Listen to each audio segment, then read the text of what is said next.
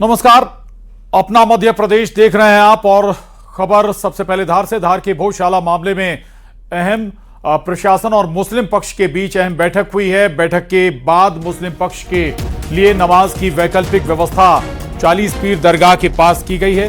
तय व्यवस्था के अनुसार अगले शुक्रवार मुस्लिम पक्ष 40 पीर दरगाह के पास नमाज अदा करेगा। दरअसल कोर्ट ने यह आदेश दिया था कि वैकल्पिक व्यवस्था नमाज के लिए की जाए मुस्लिमों के लिए, और इस मद्देनजर प्रशासन ने ये व्यवस्था की है। तो धार के भोजशाला मामले में प्रशासन और मुस्लिम पक्ष के बीच अहम बैठक हुई। बैठक के बाद मुस्लिम पक्ष के लिए नमाज की वैकल्पिक व्यवस्था की गई है।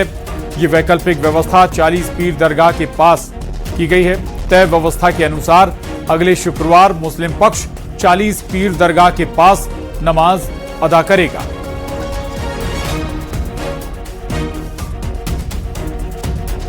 और भोजशाला विवाद में ये नई व्यवस्था फिलहाल की गई है। मुस्लिमों के लिए 40 पीर दरगाह के पास नमाज अदा करने की व्यवस्था की गई है। दरअसल कोर्ट का आदेश था शासन और प्रशासन को, इसके बाद ये व्यवस्था प्रशासन की तरफ से यहां पर की गई है। आपको बता दें, धार भोजशाला मामले पर यह नई व्यवस्था। शिवकांत आचार्य न्यूज़ 18 संवाददाता हमारे साथ जुड़ गए हैं। शिवकांत, अब ये नई व्यवस्था धार में और कोशिश भी की व्यवस्थाएं गड़बड़ाए ना कोर्ट के मद्देनजर।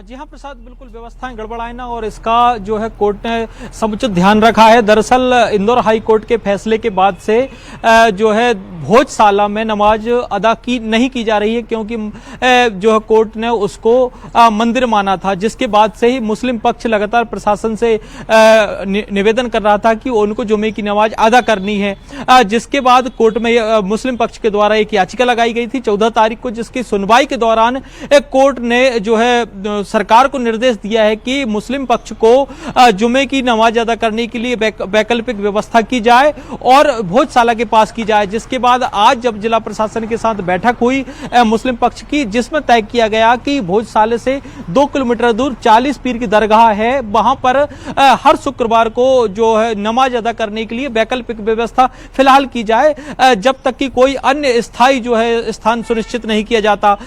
तो जिस पर अब मुस्लिम पक्ष ने सहमति जता दी है। तो कह सकते हैं कि अगले शुक्रवार से जो है 40 पीर की दरगाह के पास मुस्लिम जो समुदाय है वो अपनी नमाज अदा कर पाएंगे। लेकिन देखा जाए तो इस शुक्रवार को कोई भी मुस्लिम पक्ष नमाज अदा करने के लिए भोजशाला के आसपास या परिसर नहीं गया था। कह सकते हैं इस शुक्रवार को कोई नमाज अदा नहीं की गई है, अगले शुक्रवार से जरूर की जाएगी, जब तक कि प्रशासन उनको कोई स्थायी बंदोबस्त करके नहीं दे देता। जी, बहुत शुक्रिया शिवकांत आपका इस पूरी जानकारी के लिए, धन्यवाद। और भोपाल से इस वक्त की सबसे बड़ी खबर, गौकशी मामले में प्रशासन का बड़ा एक्शन। पुलिस प्रशासन ने डेयरी को जमींदोज किया है। बजरंग दल ने गौकशी का मामला पकड़ा था। हिंदू संगठनों के कार्यकर्ताओं ने जमकर हंगामा भी किया डेयरी की आड़ में। दरअसल यहां पर गौकशी की जा रही थी और इसके बाद प्रशासन ने यहां पर बड़ा एक्शन लिया है। यह बड़ी खबर है राजधानी भोपाल से, जहां पर डेयरी की आड़ में गौकशी चल रही थी और हिंदू संगठनों ने इस पर जमकर हंगामा भी किया। पुलिस प्रशासन ने डेयरी को जमींदोज कर दिया। बजरंग दल ने यहां पर गौकशी का मामला पकड़ा था, इसके बाद प्रशासन हरकत में आया और डेयरी को ध्वस्त कर दिया गया। दरअसल डेयरी की आड़ में यहां पर गौकशी की जा रही थी। जब ये खबर सामने आई तब जाकर प्रशासन ने एक्शन लिया है और डेयरी वहां से हटा दी गई है।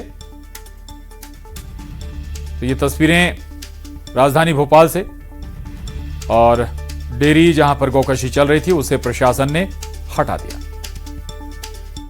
निशातपुरा थाना क्षेत्र में जिस जगह पर दूध डेयरी की आड़ में गाय काटी जा रही थी, वहां पर अब जिला प्रशासन की कार्रवाई शुरू हो गई है और जिस स्थल पर गाय काटी गई थी, जहां पर गाय मिली हुई थी, वहां पर जिला प्रशासन ने बुलडोजर से और जेसीबी से तोड़ने की कार्रवाई शुरू कर दी है। ये देख पा रहे हैं विजुअल में कि लगातार जिसको दूध डेयरी बताया जा रहा था, वहां पर गाय काटी गई थी। लंबे समय से ये काम चल रहा था अजीज मियां अजीज कुरैशी का ये मकान जो अवैध अतिक्रमण बताया जा रहा है कि जिस पर कार्रवाई हुई है, और अब ये बुलडोजर की कार्रवाई तुरंत प्रभाव से शुरू कर दी है प्रशासन ने। इसके साथ ही 4 आरोपियों को भी गिरफ्तार कर लिया गया है।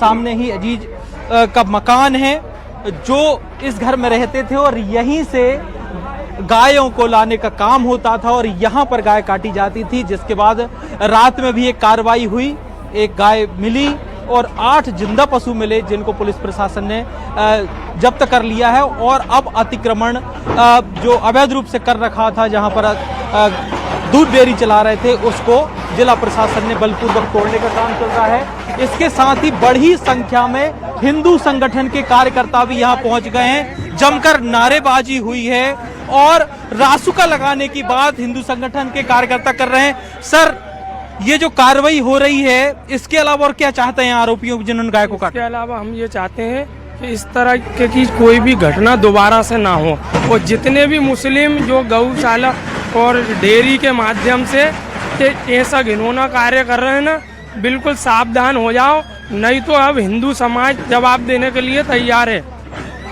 ये जब आपको पता चला तो आपकी क्या प्रतिक्रिया रही थी? प्रतिक्रिया यही रही थी, क्योंकि हम तो कई सालों से इसके पीछे लगे, कई महीनों की सूचना है, लेकिन ये कोई सूचना परफेक्ट मिल नहीं पा रही थी यहाँ की। तो कई मुश्किलों के बाद हम यहाँ जाके पहुँचे। प्रशासन जो कार्रवाई कर रहा है, ठीक है ये? हाँ ठीक है, हमारा यानी कि मानना ये है कि ये पूरा धराशायी होना चाहिए, घर भी इनका धराशायी हो। बिल्कुल बिल्कुल। जो हिंदू संगठन के कार्यकर्ता है, उन्होंने कहा है कि ये केवल अवैध अतिक्रमण, इसको तोड़ने से काम नहीं चलेगा, इसके अलावा आरोपियों के घर को भी तोड़ा जाना चाहिए, ताकि एक सख्त संदेश जाए जो इस तरीके का काम करते हैं, गौ काटने का काम करते हैं, वध करने का काम करते हैं पशुओं पर। जो इस तरीके का काम करेगा तो अब वो भी शांत नहीं रहने वाले हैं, सख्त सरकार से कार्रवाई की मांग करते हैं। ये थाना निशातपुरा के गैस राहत क्वार्टर्स के पास रहवासियों ने रात में सूचना दी थी कि यहाँ पशुओं से संबंधित कुछ अनैतिक गतिविधियाँ या संदिग्ध गतिविधियाँ संचालित हो रही हैं, जिस पर रात के हमारी पुलिस जवान और अधिकारी सभी यहाँ पर उपस्थित हुए। एक ये डेयरी नुमा संरचना हमको यहाँ पर दिखाई दी, जिसमें कुछ लोग थे जो पुलिस को देखकर भागने लगे। मौके पर देखा गया तो बड़ी ही पैथेटिक कंडीशन में गाय बांध कर रखी गई थी यहाँ पर, गाय और जानवरों को, जिनको तुरंत रेस्क्यू किया गया और गौशाला भेजा गया है। इसके आधार पर हमने पशु क्रूरता अधिनियम में कायमी की है। इसके अलावा मौके पर कुछ खून भी मिला है जगह पर और मांस के भी साक्ष्य मिले हैं, जिसके लिए हमने FSL टीम को बुलाया है। इन्होंने देखा, फिर इन्होंने हमें बुलाया, फिर ऑटो 3 घंटे तक अंदर रहा। उसके बाद ये बाहर नहीं निकला। बाहर 4 लोग अंदर ही थे, बाहर से ताला डाल के, जिसका ये घर है और भाड़ा है, वो ताला डाल के बैठा रही कुर्सी लगा के। उसके बाद हम पुलिस की मदद से हमने ये ताला खुलवाया, तब हमने देखा कि यहाँ पर ऑटो में गौ मांस भरा पड़ा था और है ना पीछे पूरा खून पड़ा था, उधर पीछे एक बाल्टी में खून भरा रखा था। पकड़ में नहीं आए, वो गाड़ी बहुत तेज आई, मैं भले के भागे। मैंने चलो ठीक है, पुलिस के साथ में गया, मैंने ऑटो ढूंढा, ऑटो नहीं मिला। कहला ऑटो नहीं है। मैंने कहा नहीं, ऑटो मैंने देखा है अंदर, ऑटो अंदर ही है। और सिवनी के